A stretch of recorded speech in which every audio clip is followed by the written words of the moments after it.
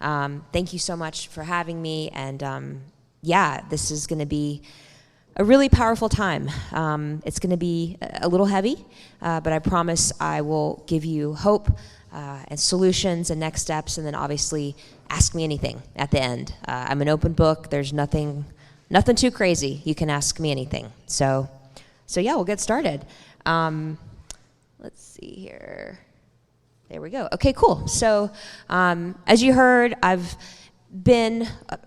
had the honor of being on a lot of stages, whether it's live TV, recorded TV, Drew Barrymore show, Steve Harvey show. It's pretty crazy. Because this is a church, I'll say this here. I don't always say this when I'm speaking, but I truly think, it's not me, it's God. He's opening these doors so that I can reach as many people as possible. A lot of times I only see a wall, and he's like, oh no, there's a door. I'm gonna kick it down and open it for you, and you go right in. So all glory to him. But the point of this slide isn't to brag or talk about all the cool places I've been. It's really to show you that if you have a fear of public speaking, and a lot of people do, this doesn't compare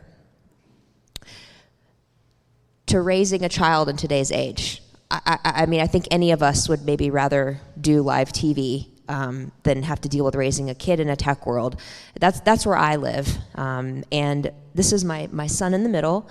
He's a freshman in high school now. And when I started at Bark, it was 2016. He was about 7 years old. So if I did that math right, you can let me know if I didn't. But I just can't believe what we've gone through over the past 4 years, outside of a pandemic and all the other things, just life with a kid with access like we never had. And there's a reason why there's an emoji over his face. I'd say 5 years ago, probably I wouldn't have had that. I would have been like, here's my son, he's so cute, I love him, look at him, yay, yay, yay. But, by the time a child today is 2 years old, they have about 2,000 photos of them online, just because parents, relatives, babysitters want to share, about them. They're proud of them. And so we, as our children's parents and caregivers, really need to dial back the digital footprint that we're curating about them. When he was born, Piedmont Hospital in Atlanta, I was posting from my BlackBerry on Facebook, and we're so excited. We love them. Baseball games, dance recitals, first day of school, last day of school, but we really have to be careful about what information we're putting out there about them, and think maybe this is better suited for a text to grandma and my best friend, not a public Facebook, TikTok, Instagram post. That is probably an emergency contact. It is. Fun fact, you can put your phone on silent, but the people that you have as emergency contacts can still get through. Which is why you should turn your phone off whenever you're doing anything important. It's not an emergency though, so I'm not gonna answer it. So before we get into more about why we're here, there is a documentary that I'm gonna show you a 2-minute clip from. How many of you have seen this already, Childhood 2.0? Oh wow, okay. I'm gonna let the preview do its job. So Dan, for some reason that preview slide went away. If we can get that up real quick. Oh, here it is. A long time ago, families were in communities. They were local, they were small. I was born in the very depths of the Great Depression. I was put to work carrying wood, carrying water. I knew how to shell peas, I knew how to break beans. We still didn't have electricity. I have 2 Instagram accounts. I use Instagram, Snapchat, and TikTok. TikTok and Fortnite. I can just scroll for hours on end. 11 hours a day. It's been 8, 9. Maybe like 12. It's actually been a way that we can keep track of them out there in the real world where things really are scary. The lives of kids were sort of changing slowly for a while, and then all of a sudden, most kids were able to get on social media, and that's when everything skyrocketed. The rates at which they're experiencing problems continues to increase. We also know that the teen suicide rate increased 56%. Last year alone, we received over 18 million reports of international and domestic online child sexual abuse. We have traded a false sense of safety and security for actually putting our kids in riskier situations. I call it the race to the bottom of the brainstem. So it starts with techniques like pull to refresh. Pretty much every guy has like an addiction to it, but no one talks about it. But it's just faster now, and it's younger. Well, yeah, like nudes of girls go around the school all the time. At the beginning of the year, there were multiple suicides before school even started. There were men that wanted to talk to children at all hours of the day and night. I'm going to be shot. On Snapchat, one thought it'd be a funny idea to talk the other one into committing suicide, and she did it. She's dead. After about 6 weeks, we were able to crack his phone. Kids right now are going to experience the worst of what we're going through. I'm a little nervous. It's the first for everything. Do you think your parents know that this happens? No. My kid won't do that. My kid would never. My kid's school isn't like that. You're wrong. Because what they see, they feel neurologically compelled to do. Right now, we're effectively living in an experiment. How is this going to affect us? We'll find out.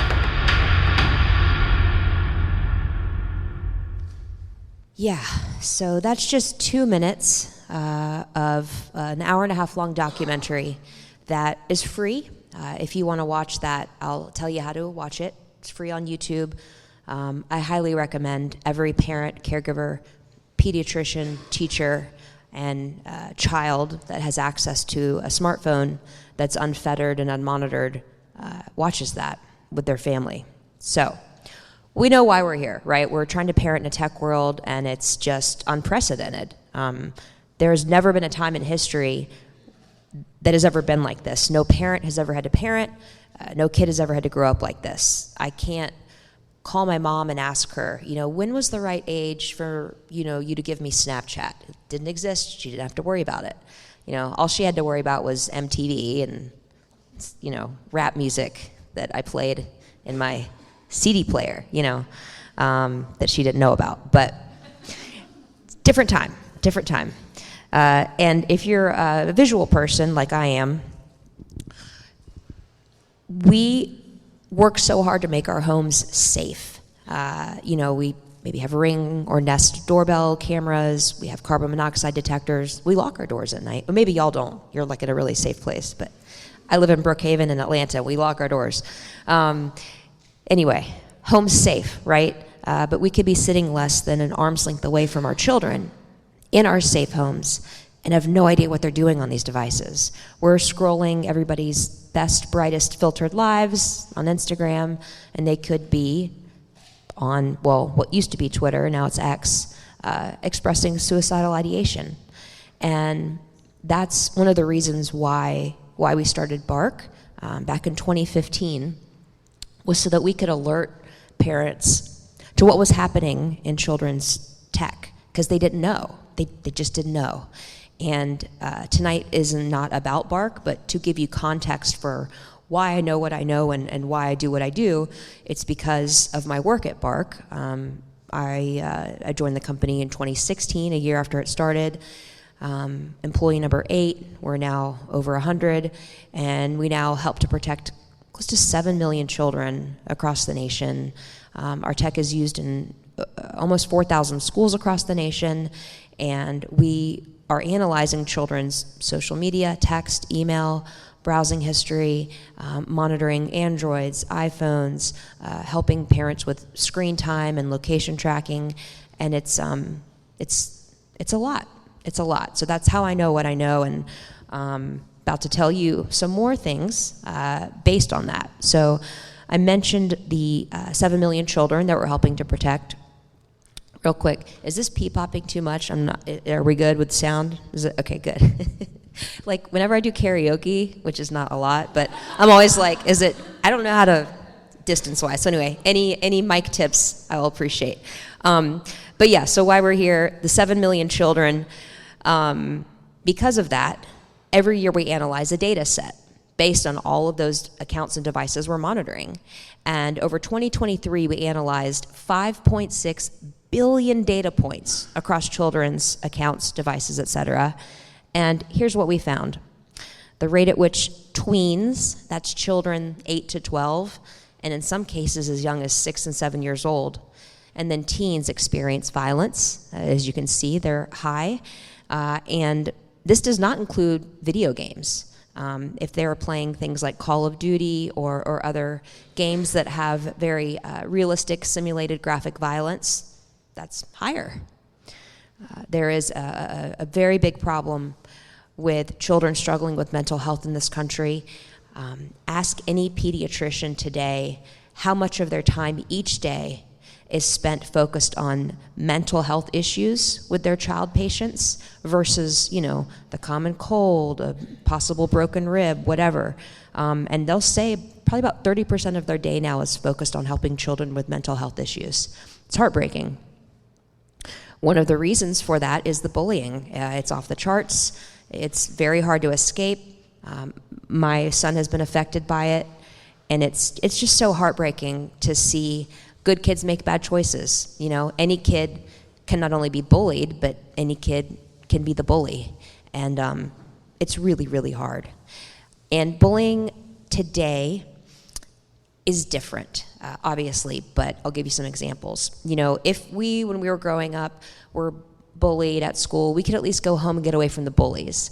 Now, it follows you. You have it in your pocket, and they're in your DMs, and they're in the comments, and they're in the text threads, and they're taking screenshots of the picture that your mom posted about you publicly on Facebook and making memes of you. It's incessant, and they can't escape it, and it's more frequent, and it hurts. Drugs and alcohol, they've always been around, they've always been a thing, but today it's even scarier and it's even more dangerous because one pill can kill. If you were to try a pill back in college, maybe like a pain pill or something, you're probably fine. But today, it could take you out. And drugs can be delivered to your home now as easily as a pizza. There's literally apps just for drugs, or apps that kids are using for communication, like Snapchat. Also, for drugs. Drug dealers will pop up a menu of everything that the kid can get delivered to their house, and it all happens in disappearing messages, and you have no idea. Unfortunately, I know too many families in person that have lost children because of Snapchat in particular. This is really heavy, but we have to talk about it. Suicide and self-harm. If you don't know, suicide is the second leading cause of death in children in this nation, which is just, it's gut-wrenching. And every day at BARC, we are sending between 85 and 100 severe self-harm and suicidal ideation alerts to parents about their kids. And these are severe. These aren't the, beginning signs of depression. These are imminent risk to their life. And our kids need to know that just like when you fall down and scrape a knee and you need a Band-Aid, maybe some antibiotic ointment, if your heart or your mind or your emotions feel not okay, that's okay. You're not alone. It happens to a lot of people, and there are plenty of options to get help. Whether you just need more sleep, to change your diet, to get more exercise, go see a doctor, go talk to a therapist. Maybe you need some medicine. You take medicine for, trying to think of something, strep throat. Sometimes you might need medicine if your serotonin or dopamine levels are out of whack. So important to talk to our kids and reduce the stigma around mental health, just like we try to prioritize their physical health.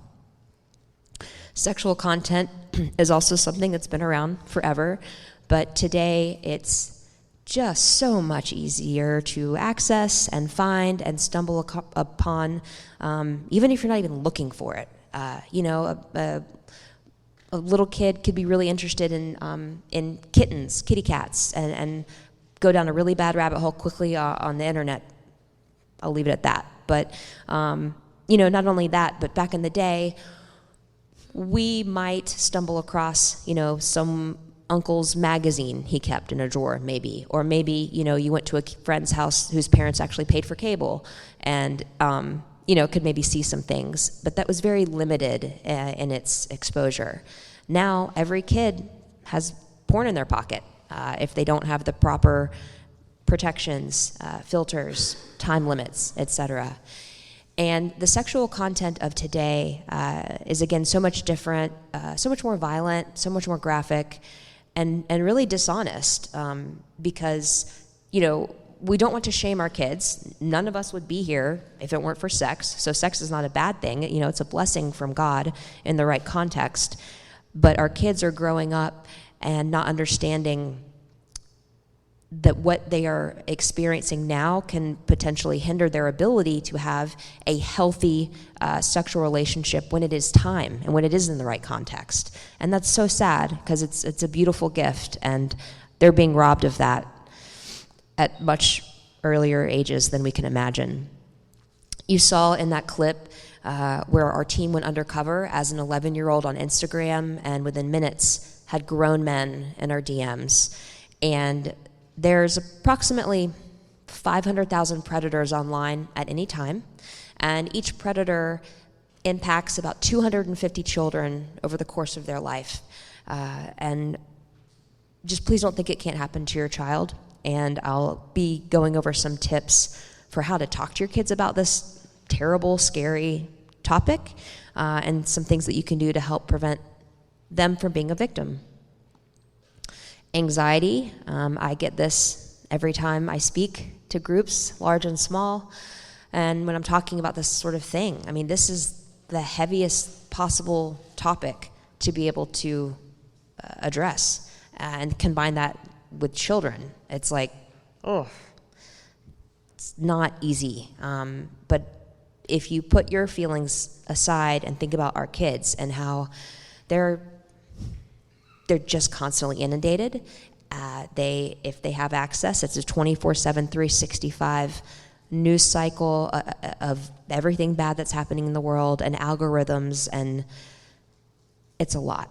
And we need to do better by them. And I completely understand why this is called the anxious generation, because I would be too if I had this thing when I was 8 to 17 years old. Last scary stat I'll show you of the night, and this actually got markedly worse year over year, because we've done this annual report every year for the past few years. Disordered eating. And it can affect boys just as much as girls. In fact, I'll never forget when my son came to me a few years ago and asked me how many calories he should be eating a day in order to get a six-pack. And I'm like, okay, so let's go talk to, your pediatrician, and because a lot of times your kids, even though you're telling them really good stuff, doesn't land. But when Dr. Rowe tells you that you're not going to hit 6 feet tall if you restrict your calories, you will listen to him and you'll start eating again. And that's a very mild example, but because I let him have access to TikTok too early, and for some reason he was interested in men's physical fitness and how to get ripped, that's all he was seeing, and that's what he was consuming, and could have sent him down a really dark path if I didn't step in soon enough. Not only that, but when you're 6th grade, 10th grade, things are awkward. You have acne, you have fat in places you didn't know could carry fat, there's cellulite, there's all kinds of stuff, right? We're humans, we're not perfect. We're perfectly imperfect. But if you're growing and things are awkward, but all you see in your feed is everybody's perfect, airbrushed, white teethed, lost 10 pounds because of an app features, you're just not gonna think you measure up. And I'll get to this in a minute, but if you even just look at the filters in some of these apps, it's like, wow, they're all lip filler, eyebrow darkener, hair bigger. It's just it's not real. It could be fun, but I'd rather our kids just be using the cat filter, make me a cat. So, what do we do? What do we do about it? Well, first we show up, so thank you. Thank you so much. This is a tough thing to address. And I think a lot of times people might not, because they realize if they do show up, they can't not do something about it. So you're here, and now you got to do something about it. But the good news is that there are things you can do about it. There's constant conversation, and we'll get into some talking points in a minute. There's modeling. For example, you don't always have to have your smartphone on you, Could have turned this off and left it in my car. I didn't need it up here right now, but I'm addicted to it. It's my it's another limb. When your kids come in the room, if it's not on fire, urgent, just put it over. Eye contact. Hey, how's it going? You are more important than whoever I was texting, whatever email I was looking at, whatever Instagram reel I was laughing at. Like, you are more important. And tools, and we'll get into the tools too in a minute. So let's start with conversations. Nothing can replace open and honest conversations with your children. Much earlier than you might think, more frequently than you might think, and about all that stuff we just looked at, right? Not the easiest things to talk about with your kids, but you can do it in age-appropriate ways. For example, let's talk about predators. Well, if you have a 6-year-old, you might not want to talk about a sex predator, but what you can say is, hey, there are tricky people online, and if you're playing Roblox and somebody starts chatting with you and they're asking for your name and where you live and where you go to school, that seems like a really nice, friendly thing that they're doing, but it's actually a red flag. That's a tricky person, and you need to come tell me if that's happening. You're not in trouble. You don't have to stop playing your favorite game. You didn't do anything wrong, but I need you to tell me, because that's a tricky person. So, we could have a whole separate session on just how to talk to kids about all the things, right, and safer kid-appropriate language, but when in doubt, ask your pediatrician. If your child goes to a school and is not homeschooled, ask the school counselor. They have plenty of great talking tips for how to talk to kids about these things in age-appropriate ways. Like I said, earlier than you might think and more frequently than you might think. I don't know how many of you had parents that had like a single sex talk with you, but we have to do better than that with our kids, when they're younger, if they're going to a sleepover, letting them know, like, hey, if your friend has an iPad, we're not going to take any pictures of any body parts that a bathing suit covers, okay? Cool. It's multiple conversations like that over the course of their lifetime. Also, just to reiterate, we've got to get our heads out of the sand. I mean, I work for a tech company. I've spent my entire life at the intersection of parenting and tech. And it's my kid. My kid can absolutely make mistakes. My kid can get things by me. Anybody's kid. Good kids make bad choices, and the frontal lobes of their brains are not fully formed until they're in their early 20s. And that's the part of your brain that's responsible for decision making and impulse control and emotional regulation. They're not physiologically able to yet. That's why they have parents. So just know it's really not a matter of if, but when. And so when that happens, try to be a safe place for them. You might be angry, you might be freaked out, you might want to just rip out every tech and move to Montana, but not ideal. And if you would like for them to come to you when they or their friends have experienced problems, if they know that they can do that and you will remain calm and help them navigate whatever situation they or their friends have gotten them into, that's critical. And it doesn't mean you have to be okay with it. It doesn't mean that there are no consequences, right? But they need to know that you're there for them.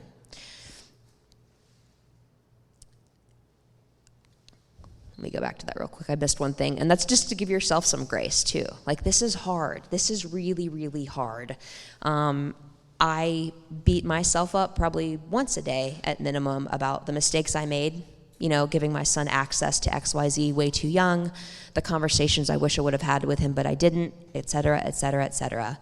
But we can only do the best we can. And again, just by you showing up here tonight, clearly you are good parents and you love your kids. And if they know that they are loved, you're doing great. So on to a few more conversations that we should be having just with each other and with our kids. FOMO stands for fear of missing out. I don't know how many of you are Taylor Swift fans, or I don't know, when she came to Atlanta recently, felt like everybody was at her concert except for me. Nobody invited me. I didn't get the bracelets and the sparkly cowboy boot invite, but that's cool. I'm also 43, and I could deal with seeing everybody there on Instagram and Facebook and TikTok, and I wasn't there, and I dealt with it. But if I was 13 and all my friends were there and I didn't get invited, that would feel terrible. Not only that, but over here, this is a picture of Snapchat Snap Maps. So there's a feature within Snapchat that shares your child's, or if you're on there, real-time live location with anybody they're connected to. So that's dangerous for a variety of reasons, but it also contributes to FOMO. You know, if 7 of your best friends are hanging out at Billy's house, but nobody asked you to come, well, not only does that feel bad, but you just get to sit there and see how long they're there. Oh, 3 hours later, but they're having fun. Like, it contributes to kind of a stalker mentality. It's really creepy. You know, spring break, a lot of people head down to Florida, but maybe you're getting to have a staycation this spring break, you know? And again, you just get to see where everybody is and you're not. Also, Snap Maps is one of the ways that drug dealers and predators find our kids and connect with our kids. So it's not a good app. I do not recommend you let your child have it. And if and when you do, please wait until at least 16, at least. And that's at the very least. And I'm saying that to you as somebody who let her child have it at 12. Not a good choice, bad choice. He's an only child, and there were some other circumstances that guided my decision on that, but I wish I could take it back. So don't make that same mistake. Filtered life versus real life, we touched on that a little bit, but again, just to talk with your kids about how when you're scrolling, you can sometimes get fooled by everybody's life is perfect and mine isn't. And you're an adult and you know better, but they need to realize that there's, 3 sides to every story, and whatever somebody is curating for you to feel or think about them is only one very unrealistic side of the story. Not only that, but I don't know how many of you have noticed that, like, 5th graders used to look like this, and now they look like this. And, like, there's nothing wrong with, like, enjoying hair and makeup and wanting to feel pretty and that sort of thing, but if you only feel worthy after spending an hour in the bathroom with products that you don't need until you're 40, that's a problem. It's also a problem if everybody thinks they have to have, lip filler and Botox, and it's just, our children need to know that they are beautiful and inherently worthy. God made them perfect just how they are, and we have got to help our kids find confidence and self-worth outside of tech, outside of likes, outside of follows, outside of comments. And it's hard. It's an uphill battle. And back to modeling real quick, again, like, I'm guilty of this, I'll want to take a picture of something, and then I'm like, ooh, let's move that, like, laundry pile out of the way and that little, like, present our dog left us. Like, let's take a better picture, right? And that's fine. But at the same time, if we're always curating perfection, our kids see that and they learn from it. So we could all probably do a better job of being authentic if and when we share things online. But because most people won't, it's good to know and share that happiness is an unfollow away. I have a lot of respect for certain, fitness influencers and DIY home makeover experts, like love Joanna Gaines, love McGee & Co. But sometimes I get sucked in and I'm like, my house will never look like that. And then I start to feel bad about my house. And that's just silly. And so if you ever find yourself in that hole of, like, I don't measure up, everybody else is going places and I am right here on my sofa, unfollow. And let your kids know that they can do the same. Speaking of being sucked in, we got to talk about algorithms with each other, with our kids. The top social media platforms just last year generated over $11 billion in ad revenue off of our children. Our children need to know that there's a reason why they can't put those things down. It is literally addictive. They are the product. We're not making money, right? That's not paying for their college, but the big tech companies are making money off of them, and not to their benefit.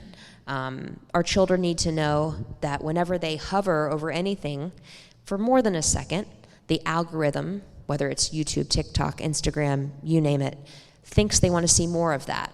And that's fine if it's like science videos, cool. But if it's, scantily clad women or violent content or disordered eating related content, et cetera, et cetera, et cetera, they can quickly fall down a rabbit hole of just bad stuff and misinformation. and they get sucked in. And for those of you with younger kids, and we've all seen it, right? You let them have a little bit of screen time, and then it's time to take it away, and they lose it. And they talk to us like we would never talk to our parents. And it's because they're an addict. Like you're taking away their fill in the blank things that people are addicted to. You know, you didn't even like it, they're hooked, you know? So you have to help them understand that is a chemical reaction that's happening in their brain. And so let's try this again. That's not how we talk to mom and dad. And clearly this thing has a lot of power over you. And we need to make it so that you have power over it. You control the tech. The tech does not control you. And that's a hard balance. So a few more things that we need to talk about with our kids. Sexting. It's the new first base. Ask any middle school principal about the problems they're seeing with children and photos and videos. And it is against the law. It falls under the state's child pornography laws. Another term for child pornography, and a more accurate one, is CSAM, C-S-A-M, that's child sexual abuse material. And any photo or video of a child under the age of 18 that is nude is CSAM. And so if one child takes a photo, they now are in possession of it. If they send it, they have distributed it. If the recipient receives it and sends it to 4 of their friends, they are now a distributor of it, and all of those children are recipients of it. Big problem, major problem, happening a lot. Now, will the Barrow County Sheriff's Office show up at your door and arrest your child for taking a nude photo or video? No. But if your child receives it and then distributes it to 5 of their friends, you might be getting a knock on the door. And that is not something that anybody wants to happen, legally, emotionally, reputationally, etc. So before your kids get access to any sort of device that can take photos or videos, make sure you have this conversation with them. And not one of shame or fear, a little bit of fear, but more of, hey, you might not ever do this, but sometimes kids, when they get older, they start doing this. And here's why this is so bad and how this can spiral very quickly. So please don't do it. And if it ever does happen to you or a friend, I'm going to tell you in a few minutes, what you can do about it, how you can get it, take it down, etc. Speaking of kids and how brilliant and clever they are, when they do have access to digital ways of communicating, they'll use slang. They'll use text-based acronyms that will go right over most of our heads. They'll use emojis, and you'll think, oh, that's a plate of pasta, spaghetti, right? And you're like, oh, maybe they're excited, maybe they want spaghetti for dinner tonight. Or what they're really saying is nudes, because noodles sounds like nudes. So, yeah. We have all kinds of guides for you. In a few slides, I'm going to show you a QR code that you can scan. And if you scan it and give me your email and name, you'll get an automatic email back into your inbox that'll give you everything I covered tonight. So don't worry about taking photos or not writing something down, etc. If you sign up for that, you'll get it all. It's really important to know that passwords are doorways. Sometimes our kids, when they are gifted or given access to a device, will set a password and not tell us. It's so cute. And you need to remind them that you bought the thing, you pay for the service, you are responsible for keeping them safe, not only in real life, but also online. And there's a reason why they don't have their own apartment yet with one key to that apartment. Same thing with the digital devices. Also, a lot of times parents come to these things probably with maybe just one question about, how much screen time is too much screen time? And then I show up and they're like, well, I'm not worried about that anymore. But it is important to manage that, right? None of us, no human is meant to sit still in front of a screen all day, whether you're working or gaming or learning. If we are blessed to be physically able to move our bodies, we have got to move our bodies. And so when we do have to have screen time or do want to have screen time, it's very important for us to really minimize that passive consumption of just mindless content. Unless you have the flu and just need to binge some safe Netflix for a little bit, totally fine. But if you're healthy, No. You should be using tech to create, to curate, to compete and learn strategic skills, to authentically connect with other humans and maybe arrange to meet up in real life so you can actually hang out with people in real life. Not strangers, but like people you know. Additionally, when we're talking about tools, if you have Apple devices, there's Apple Screen Time. If you have Android devices, there's Google Family Link. If you have Bark, you can use Bark to help manage screen time. But now, basically all the connected tech that you have in your home usually has built-in free ways for you to manage screen time. So if your kid has an Xbox, a PlayStation, a smart TV, your internet service provider, just do a quick Google search and figure out time limits plus whatever your kid can access and do the things. Or filters plus whatever your kid can access, and then take those steps to implement those. Also, something that a lot of parents don't know yet, and it's okay, but now you're going to know, is that iPhones are the worst thing you can give to a child. Of all the different smartphones out there, it's the worst. It's like giving your 16-year-old a Ferrari instead of a wonderful brand new Honda. There's a variety of reasons for that. Apple has some bugs in their screen time capabilities that haven't been fixed in close to 2 years. They know about it. The Wall Street Journal, TechCrunch, Mashable have reported on it. They know about it. You can go to the Apple forums and see thousands of comments from really mad parents. They haven't fixed it. They're prioritizing other things, I guess. But that's a problem, because if you don't want your kid to be on their phone or MacBook or iPad from like 10 p.m. to 6 a.m., you could do everything right in setting that on your end, and it could still not work because of the bug. Or you could set up filters for your kid to not be able to access R-rated content, but they can get around it. And there's a bunch of different loopholes, and it's highly problematic. Not only that, but back to CSAM for a minute. Apple, not this past Christmas, but the Christmas before, around that holiday season time, they were going to start detecting, removing, and alerting authorities to CSAM material that had been uploaded to the iCloud. All of us that have iPhones, we take pictures, it backs up to the iCloud. Or if any of us were, creepy people taking creepy photos, Apple could have said, you know what, we're not going to let that happen anymore.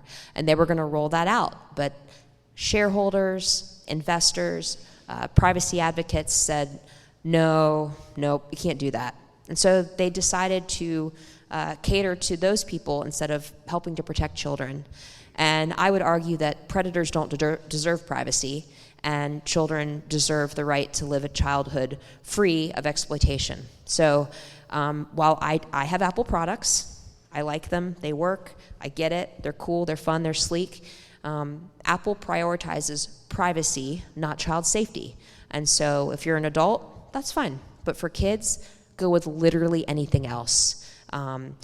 Any Android phone, there are plenty of smartphones marketed as for kids, right? Bark makes a smartphone for kids because of this problem. We didn't always have a smartphone. We were just an app at one point that parents would put on all of the unsafe smartphones. But there kept being so many problems. And our brilliant CTO, who's a dad of two, was like, why don't we just make our own smartphone that has Bark built in, it can't be removed, and kids can have the ability to, text mom and dad, and that's it. And maybe not have social media, maybe not have a browser. So we have a safer smartphone if and when it's time for your child to have one. It's an Android, and anyway, just please don't go with Apple, at least not for their first phone. Wait until they're a little bit older and you've had the conversations and they've eased into having portable tech. The good news is that if you have already given your child an Apple iPhone, maybe it's a hand-me-down and then you got to get a new one, cool. You're not alone, don't feel ashamed, don't feel guilty. There's things you can do to make it safer. But if you do have the opportunity to not get that, don't. A few other things. For those of you with younger kids and you're trying to embark on this tech discussion, we have a free tech contract for you that helps you to just lay out the ground rules. Anything important that you do in life, you got a contract for. So this is a cool way to go about it with your kid, go over the rules, put it on the fridge, and that way if something happens, you can point to it and be like, we talked about this, buddy. Like, there's your signature right there. And I'll be sending all of this out to you, again, at the end, if you scan the QR code. Also, it takes a village, and I think you all are very aware of that. You're all here tonight. I think this is a wonderful community, and you're so lucky to have each other. I wasn't as lucky back in 2017 when my son was at that age, and I created a community called Parenting in a Tech World. It's a Facebook group that now has almost 500,000 parents in it. Any chance any of you are in that group? Awesome. Thank you for being there. Yay. Hopefully you can attest to it. It's an amazing space, supportive space. You can go there and ask questions either as yourself or anonymously. It's so helpful. It's a really, really helpful place if you need help. And I mean, I did. I still do. Some more resources for you. I co-authored a book in 2020 called Parenting in a Tech World with my dear, dear friend Matt McKee. He's no longer with us. He actually passed away from cancer a little less than a year ago. But he's a dad of 2. He's a believer. So, I mean, I'm excited to see him in heaven when it's my time. So it's not goodbye. It's just I'll see you later. But amazing human, and his words are very powerful. I'm honored to have been able to co-author a book with him. And if you like hard copies of books, you can buy it on Amazon. If you like digital copies of books, I'll send you a free link to download it when you scan the QR code that's coming up. And feel free to share it far and wide. It's not like protected material. I want everybody to read the words that are in there because it's basically an extension of all the things that we're talking about tonight. Another great thing to read is a website called protectyoungeyes.com by a dad, also a believer, a dad of 4, Chris McKenna. He's an amazing human, and like I mentioned about going home and thinking about, all right, there's a lot of things that can connect to the internet in this house. How do I put up parental controls on all of them? His website will tell you how. Sorry, my mouth. It's been a long day. His website will tell you. So that's protectyoungeyes.com. That's coming in the email too as well. When it comes to pornography, not an easy topic to talk about with your kids, but these 2 books, Good Pictures, Bad Pictures, Good Pictures, Bad Pictures Junior, great resource for how to talk to your kids about content that they will inevitably stumble across online at some point, and how it might be exciting or intriguing or terrifying or disgusting, but whatever it is, a good thing to do is just shut it down, look away, X out, tell a trusted adult they're not in trouble, but it's not good for you. And those books can be found on Amazon. Watch Childhood 2.0. If you want to host a screening here, like you can just pull that up on YouTube, the full documentary. People can watch it. If anybody knows anybody at the local movie theater, happy to send them the file for free if they want to show it. And y'all could maybe charge tickets and do it a fundraiser, but everybody needs to see this movie. So if you just Google Childhood 2.0, you can find it for free, watch it. Also at Bark, we have a blog. If you like to read blogs, we have one. Tons of information. We're updating it all the time. Now, I mentioned if your child has unfortunately had nude photos or videos of them shared online, this is a website that it's important to know about. It's the Take It Down website from NCMEC, the National Center for Missing and Exploited Children. And it's really sad that this has to exist, but before this existed, parents, children would inform certain websites that their children's pictures were on there. And the sites maybe wouldn't respond at all, or they would respond like 6 months later after 1 million people had seen it, or they would respond with things like, "We're sorry, this doesn't violate our community terms. Have a good day." So thankfully now NCMEC has the site, and it can help you and your child get that media taken down off of the internet. And if you need even more support, the state of Georgia has an Internet Crimes Against Children unit. They are amazing humans that see some of the worst stuff you can possibly imagine, and they are advocates for all of us. And so please do not hesitate If you're worried, if your child has been talking to somebody that might be a tricky person online, to reach out to them and have them help you with things like, taking screenshots of the conversations to have record of evidence, and then tracking down these people, tracking down their IP addresses, finding them, arresting them. Speaking of laws and bullying, I don't recommend calling the police when your kid's being bullied for the first time, unless it's severe. Ideally you can reach out to the parent, or maybe reach out to the school, or equip your child with some coping mechanisms. But if it doesn't stop, if it's incessant, if it is affecting their mental and physical health, there are laws in the state of Georgia that help to prevent it. And you actually can call the police, and they will show up, and they'll set a kid straight. So good to know.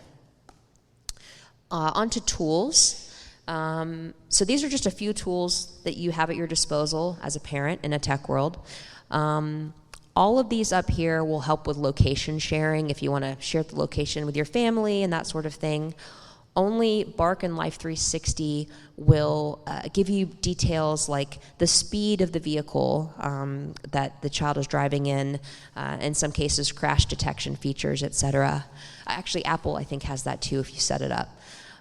So we talked about location tracking. All of these besides Life 360 offer screen time limits and filters, but none of these do content monitoring. So the reason why we started the company is because those big players didn't do this. And so if you are interested in helping to understand what's happening with your kid's digital signal, text, email, social media, you'd like to get a heads up and then help them, you can use Bark, and Bark can alert you when your child is struggling, and not only give you the problem, but also give you best recommended next steps for how to address. How do I talk to my kid about XYZ? So this is the QR code I've been hyping up all night. If you scan this, and it just asks for your name and email, everything else you can ignore.